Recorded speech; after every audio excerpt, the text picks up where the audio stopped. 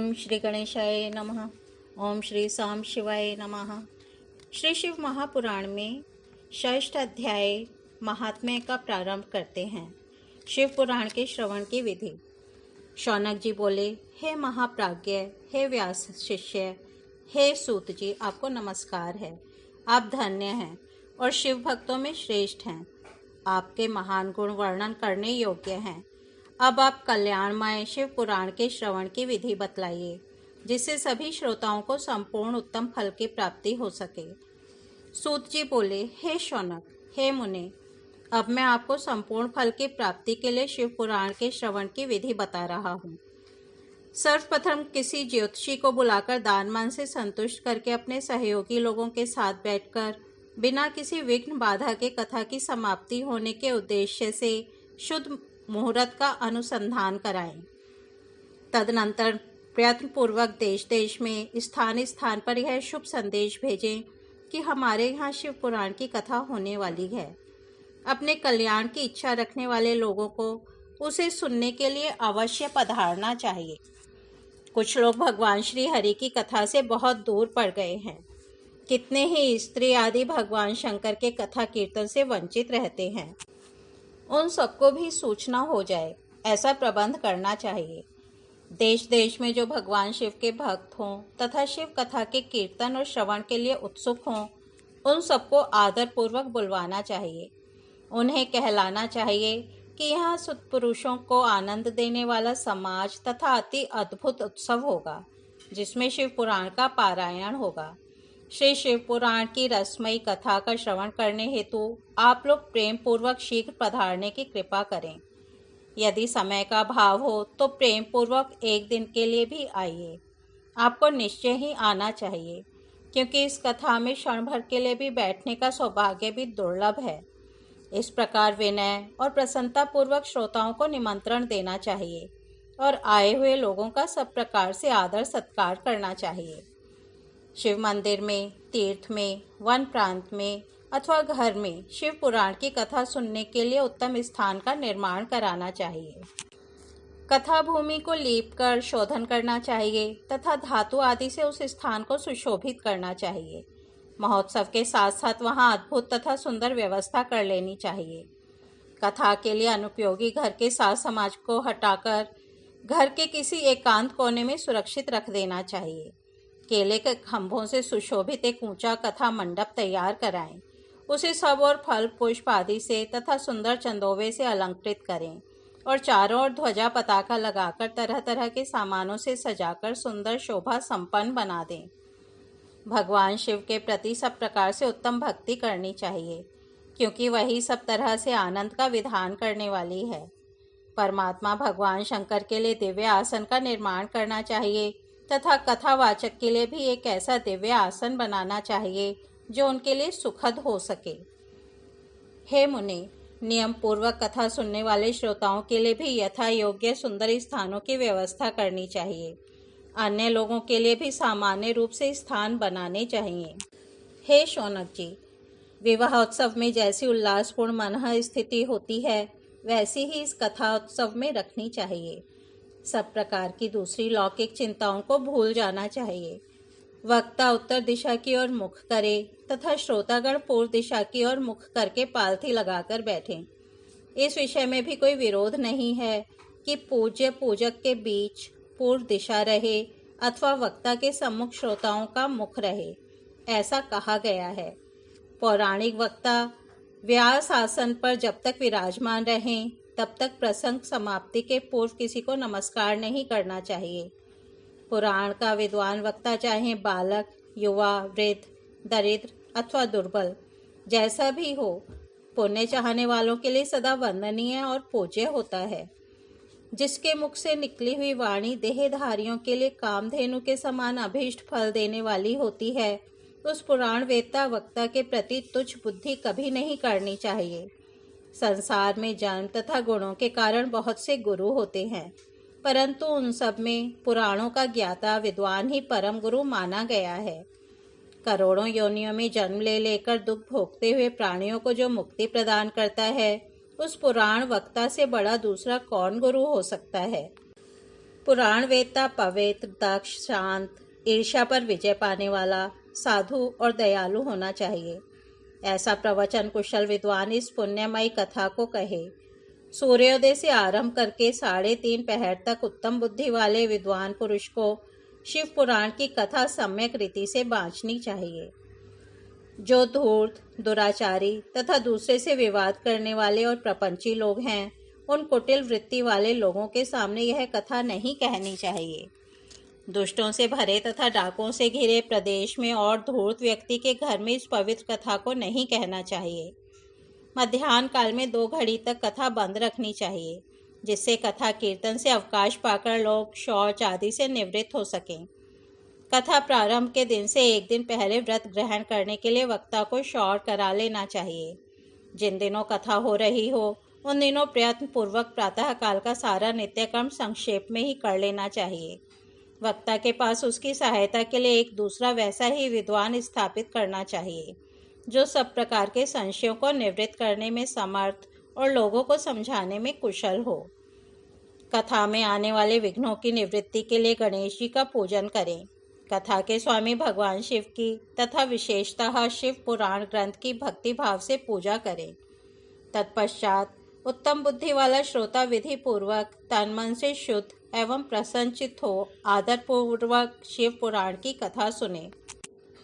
जो वक्ता और श्रोता अनेक प्रकार के कर्मों में भटक रहे हों, काम आदि 6 विकारों से युक्त हों, स्त्री में आसक्ति रखते हों और पाखंडपूर्ण बातें कहते हों, वे पुण्य के भागी नहीं होते।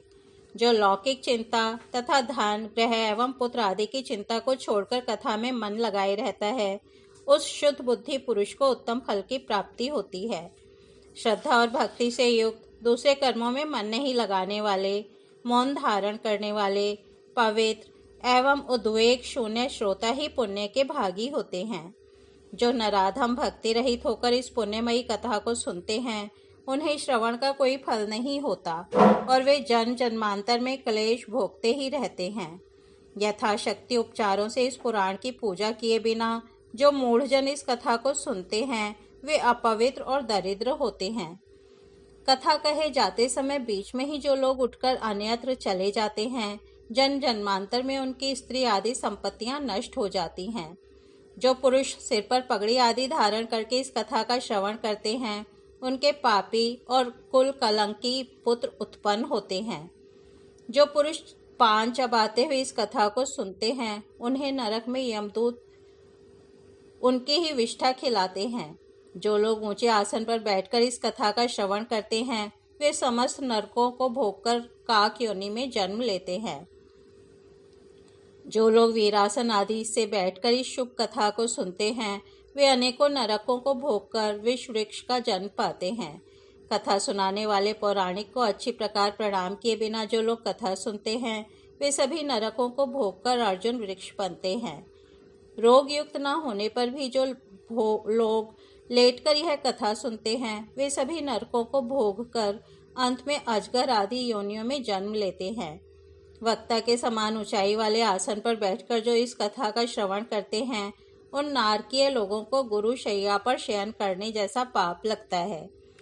जो इस पवित्र कथा तथा वक्ता की निंदा करते हैं, वे 100 जन्मों तक दुख भोगकर कुत्ते का जन्म पाते हैं। कथा होते समय बीच में जो गंदी बातें बोलते हैं, वे घोर नरक भोगने के बाद गधे का जन्म पाते हैं। जो कभी भी इस परम पवित्र कथा का श्रवण नहीं करते, वे घोर नरक भोगने के पश्चात जंगली सुअर का जन्म लेते हैं। जो दुष्ट कथा के बीच में विघ्न डालते हैं, वे करोड़ों वर्षों तक नरक यातनाओं को भोगकर गांव के सुअर का जन्म पाते हैं। इसका विचार करके शुद्ध और प्रेमपूर्ण चित्त से बुद्धिमान श्रोता को वक्ता के प्रति भक्ति भाव रखकर कथा श्रवण का प्रयत्न करना चाहिए। सबसे पहले कथा के विघ्नों का नाश करने हेतु गणेश जी की पूजा करनी चाहिए। अपने नित्य कर्म को संक्षेप में संपन्न करके प्रायश्चित करना चाहिए। नवग्रह और सर्वोत्तभद्र देवताओं का पूजन करके शिव पूजा की बताई गई विधि से शिव पुराण की पुस्तक का अर्चन करना चाहिए। पूजन के अंत में विनम्र होकर बड़ी भक्ति के साथ दोनों हाथ जोड़कर साक्षात शिव स्वरूपिणी पुस्तक की इस प्रकार स्तुति करनी चाहिए। श्री शिव पुराण के रूप में आप प्रत्यक्ष सदाशिव हैं। हमने कथा सुनने के लिए आपको अंगीकार किया है। आप हम पर प्रसन्न हो। मेरा जो मनोवांछित हो उसे आप कृपा पूर्वक संपन्न करें। मेरा यह कथा श्रवण निर्विघ्न रूप से सुसंपन्न हो। कर्म रूपी ग्रह से ग्रस्त शरीर वाले मुझ दीन का आप संसार सागर से उद्धार कीजिए। हे शंकर, मैं आपका दास हूँ। इस प्रकार साक्षात शिव स्वरूप शिव पुराण की दीनता पूर्वक स्तुति करके वक्ता की पूजा आरंभ करनी चाहिए। शिव पूजा की बताई गई विधि से पुष्प, वस्त्र, अलंकार, धूप, दीप आदि से वक्ता की पूजा करें। तदनंतर शुद्ध चित्त से उनके सामने नियम ग्रहण करें और कथा समाप्ति पर्यंत यथाशक्ति उसका प्रयत्न पूर्वक पालन करें। तत्पश्चात कथावाचक व्यास की प्रार्थना करें। हे व्यास जी के समान ज्ञानी श्रेष्ठ शिव शास्त्र के मर्मज्ञ ब्राह्मण देवता, आप इस कथा के प्रकाश से मेरे अज्ञान अंधकार को दूर करें। भक्ति पूर्वक 5 अथवा 1 ब्राह्मण का वर्ण करें और उनके द्वारा शिव पंचाक्षर मंत्र नमः शिवाय का जप करें। हे मुने, इस प्रकार मैंने भक्त श्रोताओं द्वारा भक्ति पूर्वक कथा श्रवण की उत्तम विधि आपको बता दी। अब आप और क्या सुनना चाहते हैं? इस प्रकार श्री स्कंद महापुराण के अंतर्गत शिव पुराण महात्म्य में श्रवण विधि वर्णन नामक 6वां अध्याय पूर्ण हुआ। अब हम 7वां अध्याय सुनते हैं। श्रोताओं के पालन करने योग्य नियमों का वर्णन। शौनक जी बोले, हे शिव भक्तों में श्रेष्ठ महाबुद्धिमान सूत जी, आप धन्य हैं जो कि आपने यह अद्भुत एवं कल्याणकारिणी कथा हमें सुनाई। हे मुने, शिव पुराण की कथा सुनने के लिए व्रत धारण करने वाले लोगों को किन नियमों का पालन करना चाहिए, यह भी कृपा पूर्वक सबके कल्याण की दृष्टि से बताइए। सूत जी बोले, हे शौनक, अब शिव पुराण सुनने का व्रत लेने वाले पुरुषों के लिए जो नियम है उन्हें भक्ति पूर्वक सुनिए। नियम पूर्वक इस श्रेष्ठ कथा को सुनने से बिना किसी विघ्न बाधा के उत्तम फल की प्राप्ति होती है। दीक्षा से रहित लोगों का कथा श्रवण में अधिकार नहीं है। अतः मुने, कथा सुनने की इच्छा वाले सब लोगों को पहले वक्ता से दीक्षा ग्रहण करनी चाहिए। कथाव्रती को ब्रह्मचर्य से रहना, भूमि पर सोना, पत्तल में खाना और प्रतिदिन कथा समाप्त होने पर ही अन्न ग्रहण करना चाहिए। जिसमें शक्ति हो वह पुराण की समाप्ति तक उपवास करके शुद्धता पूर्वक भक्ति भाव से उत्तम शिव पुराण को सुने। घृत अथवा दुग्ध पीकर सुखपूर्वक कथा श्रवण करे अथवा फलाहार करके अथवा एक ही समय भोजन करके इसे सुनना चाहिए। इस कथा का व्रत लेने वाले पुरुष को प्रतिदिन एक ही बार हविष्यान्न भोजन करना चाहिए। जिस प्रकार से कथा श्रवण का नियम सुखपूर्वक पालित हो सके वैसे ही करना चाहिए। कथा श्रवण में विघ्न उत्पन्न करने वाले उपवास की तुलना में मैं कथा श्रवण में शक्ति प्रदान करने वाले भोजन को ही अच्छा समझता हूँ। गरिष्ठ अन्न, दाल, जला अन्न, सेम, मसूर, भाव दूषित तथा बासी अन्न को खाकर कथाव्रती पुरुष कभी कथा को न सुने। कथाव्रती को बैंगन, तरबूज, चिचिंडा, मूली, कोहड़ा, प्याज, नारियल का मूल तथा अन्य कंद मूल का त्याग करना चाहिए। जिसने कथा का व्रत ले रखा हो वह पुरुष प्याज, लहसुन, हींग, गाजर, मादक वस्तु तथा आमिष कही जाने वाली वस्तुओं को त्याग दे। कथा का व्रत लेने वाला जो पुरुष हो उसे काम, क्रोध आदि 6 विकारों, ब्राह्मणों की निंदा तथा पतिव्रता और साधु संतों की निंदा का त्याग कर देना चाहिए। कथा श्रवण का व्रत धारण करने वाला व्यक्ति रजस्वला स्त्री को न देखे, पतित मनुष्यों को कथा की बात ना सुनाए, ब्राह्मणों से द्वेष रखने वालों और वेद बहिष्कृत मनुष्यों के साथ संभाषण ना करे। कथाव्रती पुरुष प्रतिदिन सत्य, शौच, दया, मौन, सरलता, विनय तथा मन की उदारता, इन सद्गुणों को सदा अपनाए रहे। श्रोता निष्काम हो या सकाम, वह नियम पूर्वक कथा सुने। सकाम पुरुष अपने अभीष्ट कामना को प्राप्त करता है और निष्काम पुरुष मोक्ष पा लेता है। दरिद्र, क्षय का रोगी, पापी, भाग्यहीन तथा संतान रहित पुरुष भी इस उत्तम कथा को सुने। काक, वंध्या आदि जो 7 प्रकार की दुष्टा स्त्रियां हैं तथा जिस स्त्री का गर्भ गिर जाता है, इन सभी को शिव पुराण की उत्तम कथा सुननी चाहिए। हे मुने, स्त्री हो या पुरुष, सबको यत्न पूर्वक विधि विधान से शिव पुराण की उत्तम कथा सुननी चाहिए। इस शिव पुराण के कथा पारायण के दिनों को अत्यंत उत्तम और करोड़ों यज्ञों के समान पवित्र मानना चाहिए। इन श्रेष्ठ दिनों में विधि पूर्वक जो थोड़ी सी भी वस्तु दान की जाती है, उसका अक्षय फल मिलता है। इस प्रकार व्रत धारण करके इस परम श्रेष्ठ कथा का श्रवण करके आनंद पूर्वक श्रीमान पुरुषों को इसका उद्यापन करना चाहिए। इसके उद्यापन की विधि शिव चतुर्दशी के उद्यापन के समान है। अतः यहाँ बताए गए फल की आकांक्षा वाले धनाढ़ लोगों को उसी प्रकार से उद्यापन करना चाहिए। अल्प वित्त वाले भक्तों के लिए प्रायः उद्यापन की आवश्यकता नहीं है, वे तो कथा श्रवण मात्र से पवित्र हो जाते हैं। शिवजी के निष्काम भक्त तो शिव स्वरूप ही होते हैं।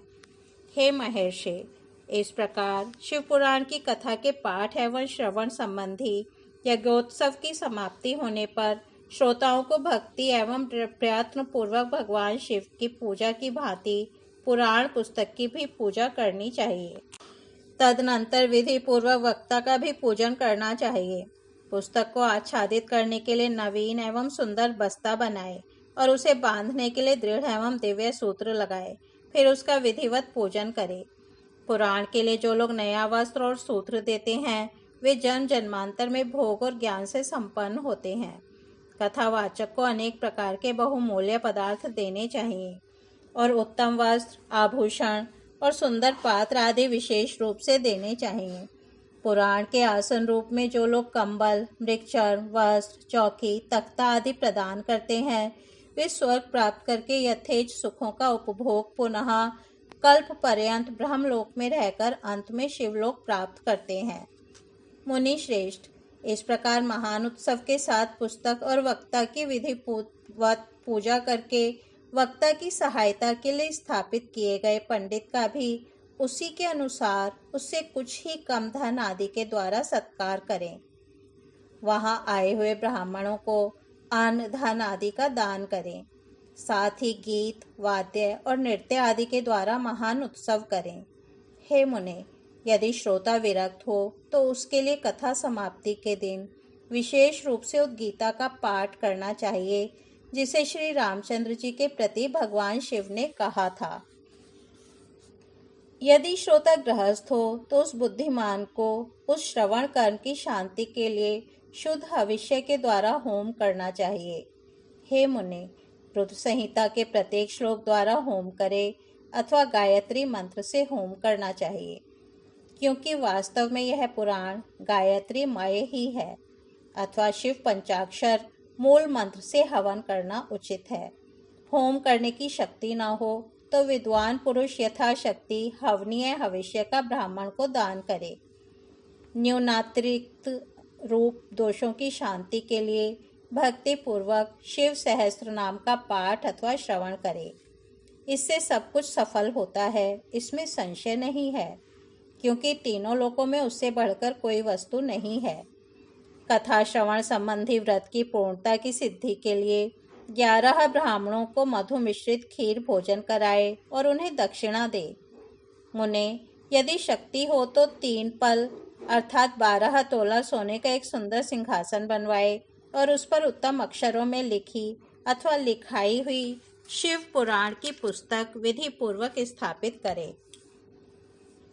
तत्पश्चात पुरुष आवाहन आदि विविध उपचारों से उसकी पूजा करके दक्षिणा चढ़ाए।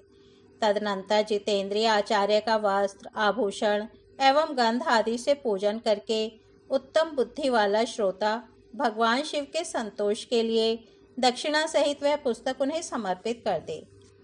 हे शौनक, इस पुराण के उस दान के प्रभाव से भगवान शिव का अनुग्रह पाकर पुरुष भव बंधन से मुक्त हो जाता है। इस तरह विधि विधान का पालन करने पर श्री संपन्न शिव पुराण संपूर्ण फल को देने वाला तथा भोग और मोक्ष का दाता होता है। हे मुने, मैंने आपको शिव पुराण का यह सारा महात्म्य जो संपूर्ण अभीष्ट को देने वाला है बता दिया। अब और क्या सुनना चाहते हैं? श्री संपन्न शिव पुराण समस्त पुराणों का तिलक स्वरूप माना गया है। यह भगवान शिव को अत्यंत प्रिय, रमणीय तथा भव रोग का निवारण करने वाला है। जो सदा भगवान विश्वनाथ का ध्यान करते हैं, जिनकी वाणी शिव के गुणों की स्तुति करती है और जिनके दोनों कान उनकी कथा सुनते हैं, इस जीव जगत में उन्हीं का जन्म लेना सफल है। वे निश्चय ही संसार सागर से पार हो जाते हैं। भिन्न भिन्न प्रकार के समस्त गुण, जिनके सच्चिदानंदमय स्वरूप का कभी स्पर्श नहीं करते, जो अपनी महिमा से जगत के बाहर और भीतर वाणी एवं मनोवृत्ति रूप में प्रकाशित होते हैं, उन आनंद घन रूप परम शिव की मैं शरण लेता हूँ। इस प्रकार श्री स्कंद महापुराण में सनत कुमार संहिता के अंतर्गत श्री शिव पुराण के श्रवण व्रतियों के विधि निषेध और ग्रंथ तथा वक्ता के पूजन का वर्णन नामक 7वां अध्याय पूर्ण हुआ। श्री शिव महापुराण महात्म्य पूर्ण हुआ। कल हम श्री शिव महापुराण में प्रथम खंड पूर्वार्ध प्रथम विद्वेषण संहिता का प्रथम अध्याय सुनेंगे। तब तक हम यही विराम देते हैं। ओम नमः शिवाय।